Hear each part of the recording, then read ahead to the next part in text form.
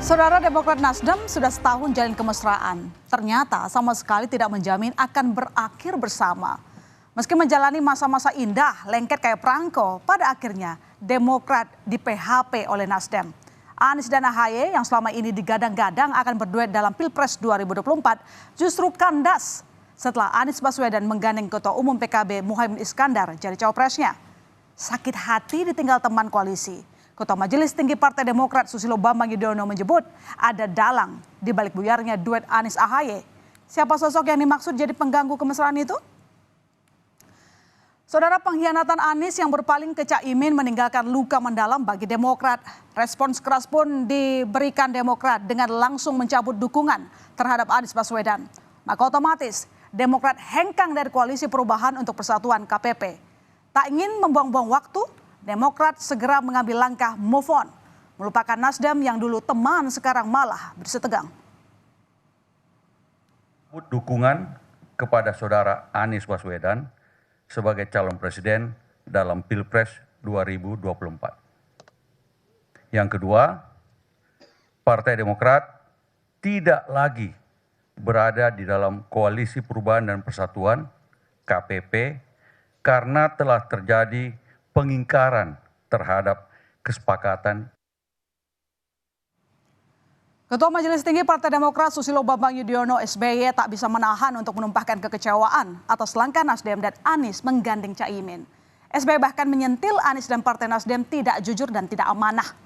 Namun menurut SBY, terbentuknya duet Anies Caimin dipastikan terjadi karena campur tangan pihak lain.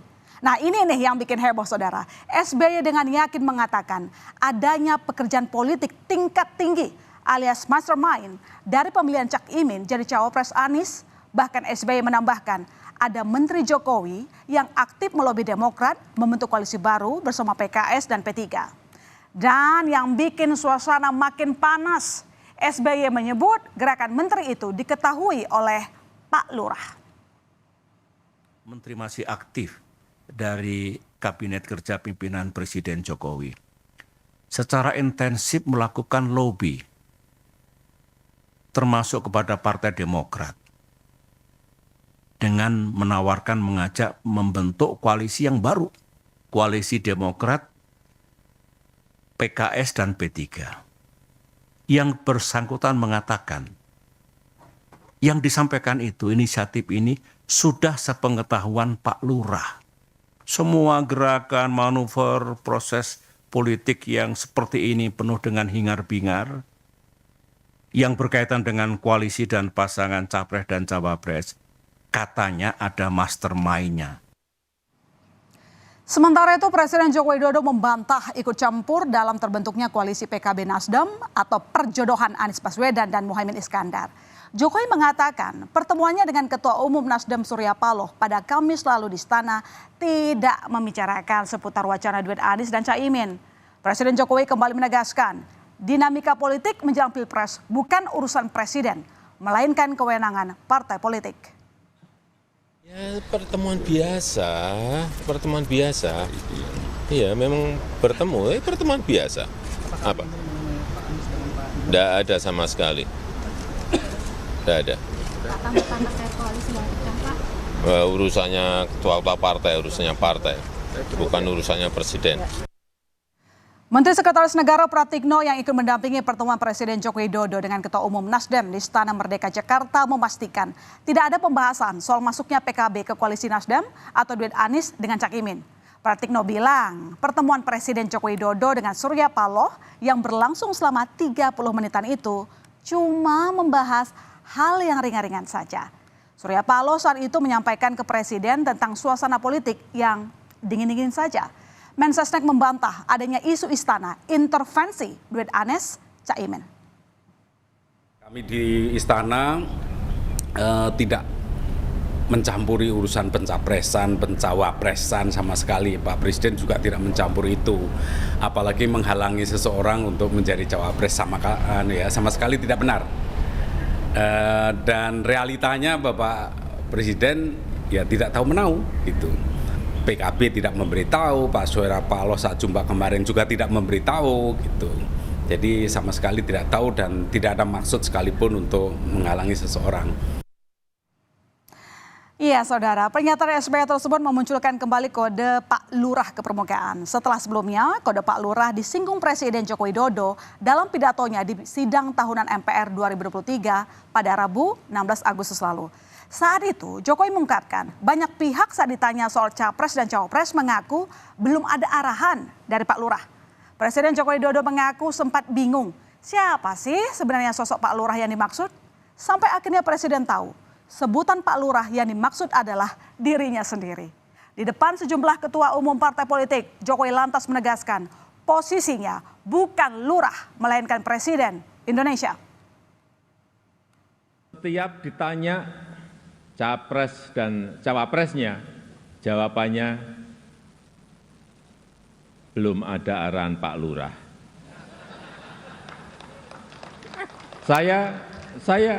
Saya sempat mikir, siapa ini Pak Lurah? Sedikit-sedikit kok Pak Lurah. Belakangan saya tahu yang dimaksud Pak Lurah ternyata saya. Ya, saya jawab saja, saya bukan lurah. Saya adalah Presiden Republik Indonesia. Ternyata Pak Lurah itu kode. Ya, dan saudara, kita kembali ke pernyataan SBY menyebut ada Menteri Joko Widodo mengajak Demokrat dan PKS membentuk poros baru, seolah mengarah ke Sandiaga Uno. Nah, ini karena beberapa waktu lalu Ketua Badan Pemenangan Pemilu P3 Sandiaga Uno bertemu dengan elit Partai Demokrat dan PKS.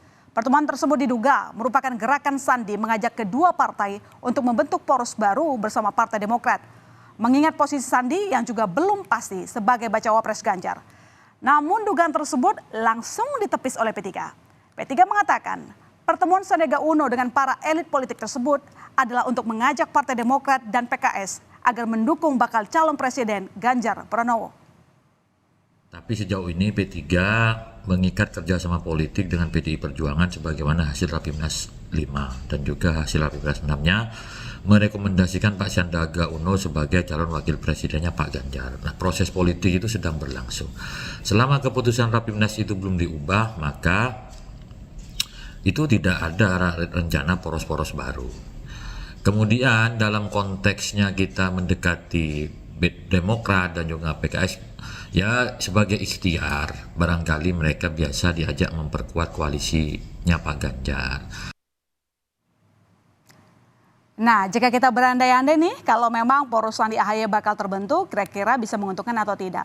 Nah, kalau dilihat dari jumlah kursi di DPR, saudara, jika P3, Demokrat, dan PKS berkoalisi, maka kekuatannya menjadi 21,39%. Ini artinya P3, PKS, dan Partai Demokrat sudah memenuhi syarat untuk mengusung Capres dan Cawapres jika berkoalisi pada Pilpres 2024. Tapi pengamat politik Adi Prayitno menilai poros baru akan sulit terwujud. Karena sejauh ini PKS tidak menarik dukungan untuk Anies. Sementara jika poros koalisi Partai Demokrat dan P3 dibentuk akan memiliki banyak celah yang tak menguntungkan. Nah, ini lantaran selain elektabilitas Sandiaga Uno masih di bawah 3 nama papan atas, secara porsi Demokrat dan P3 tidak memenuhi ambang batas presidensial. Dengan menduetkan antara Sandiaga Uno dengan AHY misalnya. Kalau kita menggunakan asumsi-asumsi umum mungkin ya, tapi kalau kita melihat kecenderungan rata-rata per hari ini, rasa-rasanya poros politik ini akan sangat sulit untuk diwujudkan. Pertama, PKS tetap menyatakan sikap politiknya untuk menjadi bagian dari pendukung Anies, sekalipun Anies menjadikan Muhaimin Iskandar sebagai cawapres. Begitupun dengan Partai Demokrat, rasa-rasanya tidak terlampau tertarik untuk bikin poros politik dengan Sandiaga Uno. Karena dari segi elektabilitas misalnya, Sandi ini tidak sementereng Ganjar Pranowo, ataupun tidak sementereng Prabowo Subianto, atau tidak sehebat elektabilitas dari Anies Baswedan. Oleh karena itu, percuma juga bagi Partai Demokrat.